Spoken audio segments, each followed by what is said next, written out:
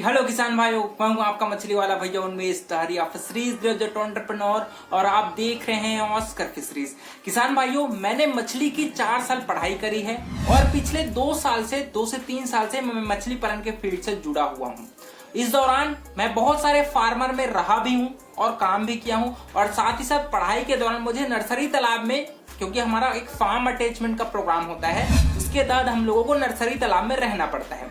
वहां पर मुझे मछली पालन में जो नर्सरी पालन है उसकी खासी जानकारियां हैं, वहां से मैंने प्राप्त करी है और साथ ही साथ बहुत सारे फार्मर से बात करने के पश्चात ये वीडियो मैं आपके लिए लाया हूं, क्योंकि हमारे फार्मर भाइयों को सिस्टमेटिक तरीके से नर्सरी पालन करने की जानकारियां नहीं होती। देखिए, हम लोग बात करें अगर बुकिश नॉलेज की दोस्तों, तो नर्सरी पालन है वो 2 प्रकार से होती है। पहला आपका तालाब है वो 5 से 24 डेसिमल के बीच में रहता है, जहां पर हम लोग जो 3 दिन का हेचलिंग होता है, जो स्पॉन होता है, उसको हम लोग फ्राई साइज तक उसमें पालन करते हैं, जिसको हम लोग नर्सरी तालाब बोलते हैं। दूसरा तालाब होता है आपका रीरिंग तालाब। रीरिंग तालाब में दोस्तों हम लोग जो 15 दिनों का फ्राई तैयार किया है, जो 25 mm का, उसको हम लोग मिनिमम 80 से 100 mm साइज तक ले जाते हैं। उस तालाब को हम लोग रीरिंग तालाब बोलते हैं, जहां पर हम लोग आपके फ्राई को फिंगर लिंग साइज तक लेकर जाते हैं। भाइयों, जब भी आप नर्सरी तालाब का निर्माण करवाइएगा तो मिनिमम आपको 5 डेसिमल और मैक्सिमम आप 25 डेसिमल साइज का आप नर्सरी तालाब बनवाइए। और तालाब की गहराई है दोस्तों वो आपको 1 से 1.5 मीटर का आपको गहराई है वो रखना चाहिए।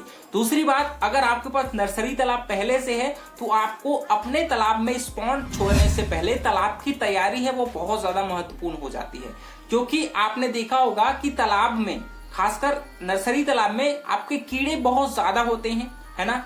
तो कीड़े को कंट्रोल करने के लिए दोस्तों मैंने आपके लिए एक डोजेस बताया है। सबसे पहले अगर आपको अपने तालाब में एक्वेटिक इंसेक्ट्स को कंट्रोल करनी है तो आपको अपने ऑयल और सॉप का, मतलब तेल और आपके साबुन का एक घोल तैयार करना पड़ेगा, जिसमें आपको प्रति एकड़, आप उसमें साबुन है दोस्तों वो 7 किलो डालना है आपको, और जो तेल है उसको आपको 20 लीटर डालना है। ठीक है, 20 किलो या फिर लीटर, आप जैसे भी आप उसमें तौल कर डालिए। उसको आपको मिक्स करके दोस्तों अपने तालाब में छिड़काई करा दीजिएगा। देखिएगा कि एक भी कीड़ा है वो हफ्तों भर के अंदर में सारे कीड़े हैं वो खत्म हो जाएंगे। इसके अलावा अगर आप दूसरा तरीका चाहते हैं तो इसके साथ या फिर इसकी जगह आप केरोसिन ऑयल का भी प्रयोग कर सकते हैं। आप इसमें 35 लीटर प्रति एकड़ के हिसाब से आप केरोसिन जो ऑयल आता है उसको भी डाल सकते हैं। अगर वो भी आपके पास नहीं है तो आप जो डीजल आता है ना, जला हुआ डीजल, उसको आप 30 लीटर पर एकड़ के हिसाब से यूज कर सकते हैं। साथ में थोड़ा सा 1 किलो प्रति एकड़ के हिसाब से आप डिटर्जेंट का पाउडर डाल दीजिए। दोनों को मिक्स करके तालाब में छिड़काई करा दीजिए। आपके तालाब में एक भी कीड़ा है वो नहीं बचेगा। को तालाब में छोड़ने से पहले दोस्तों हम लोग तालाब का फर्मेंटेशन करते हैं। देखिए, नर्सरी तालाब में खास करके आपका बच्चे का मुंह का साइज बहुत छोटा होता है, तो अगर आप बिना किसी फिट के बच्चा तैयार करना भी चाहेंगे तो आपको तालाब में फर्मेंटेशन की जरूरत है वो पड़ती ही है। तो मैं आपको एक प्रॉपर डोज बताता हूं कि प्रति एकड़ आप कितना डोज में अपने तालाब में फर्मेंटेशन करिएगा। बात करें अगर आपके दोस्तों सरसों की खली की, तो आपको डालना है 300 किलो प्रति एकड़ के हिसाब से सरसों खली, ठीक है। और गोबर डालना है उसमें 80 किलो प्रति एकड़ के हिसाब से, और उसमें आपको डालना है सिंगल सुपर फास्फेट दोस्तों 20 किलो। इन तीनों इंग्रेडिएंट्स को आपको एक गड्ढे में तैयार करना है और कम से कम उसमें पानी मिला करके उसको आपको कम से कम 1 से 2 दिन तक उसको सड़ाना है, उसको मिक्स करना है। और एक स्लरी के रूप में जब वो बन जाएगी थिक गाढ़ा, तब उसको आप अपने तालाब में चारों तरफ अच्छे से छिड़काई करा दीजिएगा। आपके तालाब में हफ्तों भर के पश्चात आपके तालाब में खाना है वो भरपूर तरीके से बन जाएगा, तब आपको अपने तालाब में अपने स्पॉन को छोड़ना है। महत्वपूर्ण बात कि बहुत सारे फार्मर भाई हमको नर्सरी तालाब में कितना स्पॉन डालना चाहिए, छोड़ना चाहिए, ये भी ढंग से नहीं पता होता। तो मैं आपको एकदम साइंटिफिक तरीका बताता हूं।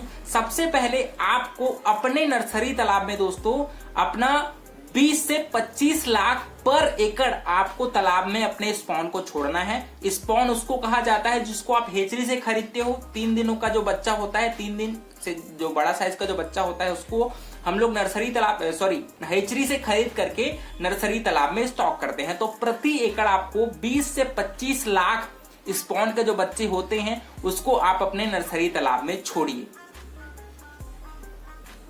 दूसरी बात कि आपको दोस्तों मोनोकल्चर में ही अपने स्पॉन साइज के जो बच्चे हैं उसको छोड़ना है।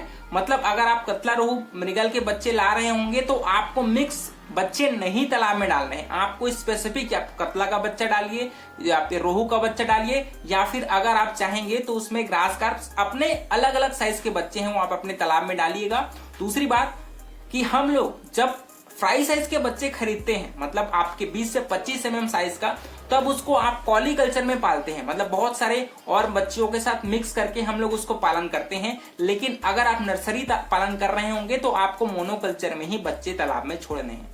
महत्वपूर्ण बात कि यार खाना क्या खिलाएं, क्योंकि खाना बहुत महत्वपूर्ण होता है। यहाँ पर हम लोग खाना बॉडी वेट के हिसाब से नहीं, हम लोग आपके स्पॉन के संख्या के हिसाब से फीडिंग कराते हैं। देखिए अगर दोस्तों आपके बात करें तो प्रति मिलियन मतलब 10 लाख अगर आपने बच्चा छोड़ा है तो उसको शुरुआत के 5 दिनों तक आपको दोस्तों 6 किलो आपको खाना खिलाना पड़ता है। खाना क्या हो सकता है, आप ग्राउंड नट ऑयल के, जिसको सरसों की खली बोलते हैं, उसके साथ आप जो राइस ब्रान होता है, धान का चूरा होता है एकदम बारीक, उसको मिक्स करके और लोंदा के रूप में, स्लरी के रूप में तैयार करके आप तालाब में छिड़काई करा सकते हैं। अगर आप चाहते हैं तो आपका कंपनी वाले फीड खिलाना चाहेंगे तो प्री स्टार्टर साइज का जो आपका पाउडर फॉर्म में जो खाना आता है उसको भी आप स्लरी बना करके तालाब में डाल सकते हैं। इसके साथ अगर आप चाहेंगे तो जो मुर्गी का जो अंडा होता है उसका जो योग सेक होता है उसको मिक्स कर सकते हैं, या फिर अगर आप चाहेंगे तो बतख के अंडे का भी बहुत जगह प्रयोग किया जाता है। ये आपके ऊपर है कि कितना बजट है। बाकी जो मैंने आपको बताया है उसको ही आप उपयोग करके अपने बच्चे को तैयार कर सकते हैं। 5 दिन आपको 6 किलो खाना खिलाना है प्रति 1 मिलियन, मतलब 10 लाख बच्चे को, ठीक है। दूसरी बात, 5 दिनों के पश्चात आपको अपने डोज को जस्ट डबल कर देना है, मतलब 12 किलो प्रति 10 लाख बच्चे को आपको खाना खिलाना है। मान लीजिए आपने 20 लाख बच्चे छोड़े होंगे तो 5 दिनों के पश्चात आप 12 दिनों 24 मतलब 24 किलो खाना है उसको आपको अपने तालाब में डालना है। खाने को आपको 2 पार्ट या फिर 3 पार्ट में डिवाइड करके ही दीजिए, क्योंकि एक साथ अगर आप अपने तालाब में डालते हैं तो खाने का वेस्टेज ज्यादा होगा। तो उससे अच्छा आप अपने खाने को 2 से 3 पार्ट में बांट दीजिए, उसके बाद ही आप अपने तालाब में डालिए। तो दोस्तों आप अपने जो स्पॉन छोड़ा है वो 15 दिनों में ही आपका स्पॉन का साइज है वो 20 से 25 mm का आप प्राप्त कर लेंगे। उसके बाद आपको उस बच्चे की पलटाई करने हैं दूसरे रीरिंग तालाब में, क्योंकि अभी तक नर्सरी तालाब में हम लोग पालन कर रहे थे, लेकिन आपको इस बार रीरिंग तालाब में अपने बच्चों की शिफ्टिंग करनी है, क्योंकि शिफ्टिंग बहुत ज्यादा जरूरी है। इससे मछलियों का ग्रोथ बहुत फास्ट होता है, मछलियों को ज्यादा स्पेस आपको प्राप्त होता है। लेकिन यहाँ पर आपको अपने नर्सरी तालाब की साइज है रीरिंग तालाब की, उसको आपको 50 डेसिमल तक करना है, क्योंकि अभी तक आपके नर्सरी तालाब है वो 5 से 24 डेसिमल के बीच में था, लेकिन यहाँ पर अब बड़े साइज के तालाब की जरूरत पड़ेगी। तो यहाँ पर आपको 50 डेसिमल साइज तक के नर्सरी तालाब आपको बनवाने पड़ेंगे। और पानी की गहराई है यहाँ पर आपको 1.2 से 1.5 मीटर तक आप पानी की गहराई है उसको आपको मेंटेन करना है। अब दोस्तों क्योंकि आपके मछलियों का साइज है वो बढ़ चुका है, तो यहाँ पर अगर आप फ्राई बच्चे अपने रीरिंग तालाब में स्टॉक करेंगे, शिफ्टिंग करेंगे, तो आपको ये ध्यान रखना है कि आपकी स्टॉकिंग डेंसिटी है दोस्तों वो पर एकड़ आपकी 1,20,000 फ्राई से 1,50,000 फ्राई साइज के बच्चे ही होने चाहिए। ज्यादा स्टॉकिंग आपको तालाब में हाई स्टॉकिंग डेंसिटी नहीं करनी है, क्योंकि इससे आपकी सर्वाइवल रेट बहुत ज्यादा घट जाती है और मोर्टेलिटी जो परसेंटेज है वो बढ़ जाती है। अगर मैंने जो स्टॉकिंग डेंसिटी बताई है, मतलब प्रति एकड़ आप 1,20,000 से 1,50,000 अपने फ्राई बच्चे अपने रीरिंग तालाब में स्टॉक करते हैं, तो उसका सर्वाइवल रेट है दोस्तों 70 से 90% के बीच रहती है, ठीक है।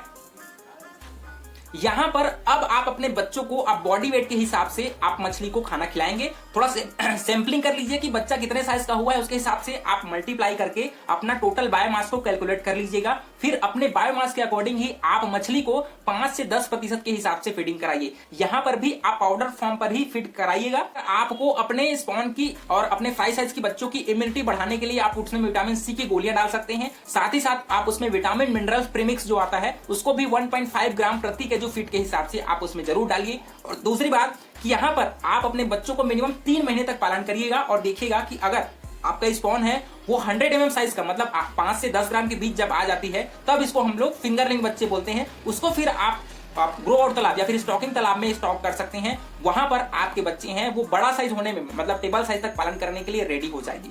आज से किसान भाइयों आप बहुत ही आसानी से अपने स्पॉन को फिंगरलिंग साइज तक पालन कर सकते हैं। इसके अलावा अगर आपके मन में कुछ सवाल होंगे उसको भी नीचे कमेंट कर सकते हैं। मेरे हिसाब से मैंने सारे इंपॉर्टेंट टॉपिक्स को आपको कवर कर दिया है। और वीडियो पसंद आया होगा तो वीडियो को लाइक जरूर करिए और सर्फ फिशरीज को सब्सक्राइब करना बिल्कुल मत भूलिएगा। मिलते हैं अगले वीडियो में किसान भाइयों, तब तक के लिए बड़ों का सम्मान करिए, छोटों को प्यार करिए और खुद का ढेर सारा ख्याल रखिए। Thank you, thanks for watching.